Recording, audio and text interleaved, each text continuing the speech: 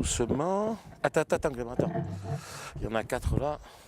Ça fait une cuillère de pâte d'olive en plus. Et si sa pâte d'olive Jean-Philippe Frère y tient tant, c'est qu'elle vaut de l'or. Une fois de plus, les produits de cet oléiculteur ont brillé au Salon de l'Agriculture de Paris. L'homme a reçu 4 médailles, 2 médailles d'or pour sa pâte d'olive et ses olives de table AOP et 2 médailles d'argent pour sa pâte d'olive aux herbes et sa confiture d'olive.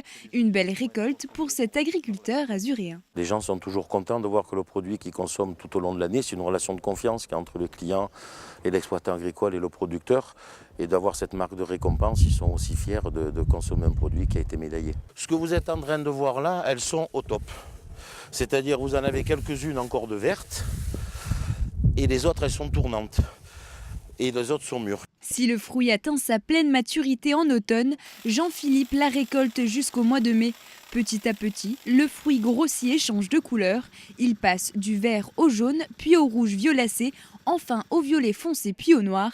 Récoltées avec un soin tout particulier, les olives seront ensuite triées. Les plus gros calibres seront utilisés pour les olives de table, le reste pour la pâte d'olive. À l'époque, on rentrait les céréales et on finissait de faire la récolte. Et aujourd'hui, le fait de faire sa récolte tardive, le mois de mars pour les olives de table, ce qui vous fait quand même une couleur de fruit et un croquant de fruits que vous ne pouvez pas avoir au mois de janvier et des arômes qui sont différents. C'est un fruit. La maturité qui avance fait des arômes différents.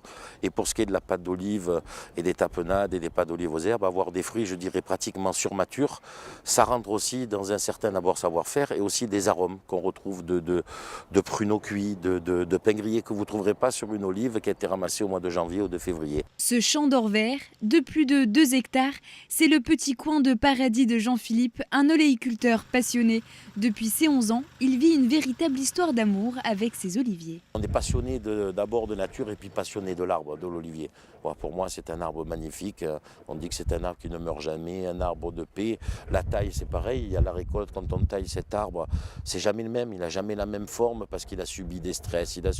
C'est une parcelle d'olivier multicentenaire. C'est une propriété que j'ai acquis il y a quelques années et le reste est des propriétés de famille. Donc voilà, c'est des arbres qu'il faut respecter, qui sont majestueux. C'est jamais le même. Voilà, que ce soit pour gauler, que ce soit pour tailler, l'exposition, il faut les bichonner, il faut les surveiller. Voilà, donc c'est un travail sur l'année et un travail de passionné et passionnant. Dans le département, de nombreux agriculteurs ont été médaillés pour la qualité de leurs produits.